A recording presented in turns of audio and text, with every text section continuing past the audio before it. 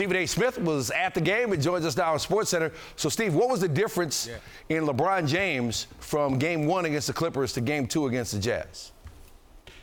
You mean other than the fact that Kawhi Leonard wasn't on the floor for him to deal with? I would tell you the bottom line is that he was aggressive tonight. That's really that simple. We all know what LeBron James can do when he was aggressive. He was on the floor. He was looking for his shot. A lot of times he was going against the second unit, and he abused them the way he's supposed to. Almost had another triple-double, 32, 10, and 7. He was looking for his shot. He was willing to post up down low. He was definitely aggressive. He was getting out in the open court, and it didn't hurt that Troy Daniels was hitting some perimeter shots as well, and that Anthony Davis had a relatively strong first half. I think all of those things assisted in LeBron being what he was supposed to be Tuesday night, but at least he showed up tonight to handle this business like he's supposed to.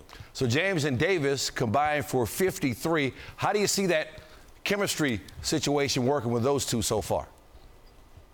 Well, in fairness to LeBron, I think it's going to be a little bit difficult from the standpoint that right now he's going to have to be the one.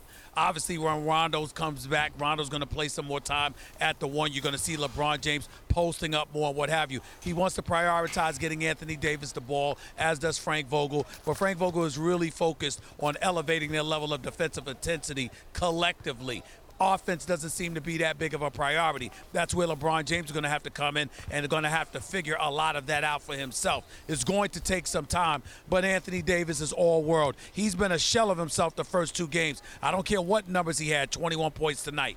Anthony Davis is significantly better than what you've seen the first two games. He just has to get himself acclimated to the system, acclimated to playing with LeBron James, and to get himself back in the rhythm, because it's the first time in a while he's really played with this level of competition. But he'll get it because he's Anthony Davis. He's all world. Remember, I said that because everybody else will be reminded about it sooner than later.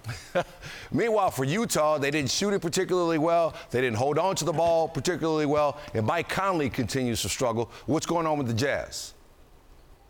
Well, like you said, Mike Conley continues to struggle. He was anemic offensively, not as anemic as he was in Game 1, the season opener, when he shot 1 for 16. But clearly, he's not himself right now. He'll get it together. Donovan Mitchell's balling, but he's the only one that's balling. Bogdanovich wasn't available. I mean, you got a guy like Rudy Gobert. You don't expect so much from him offensively. They've got a good enough squad. They're going to be formidable. But right now, they're trying to find themselves offensively. Utah is about defense. It's about playing together. It's not about a superstar shining above the crowd. Ultimately, Donovan Mitchell's going to have to step it up and do even more until these guys figure out what's going on. But Joe Ingles, for example, tonight was a virtual no-show, just 2 points. He's significantly better than that.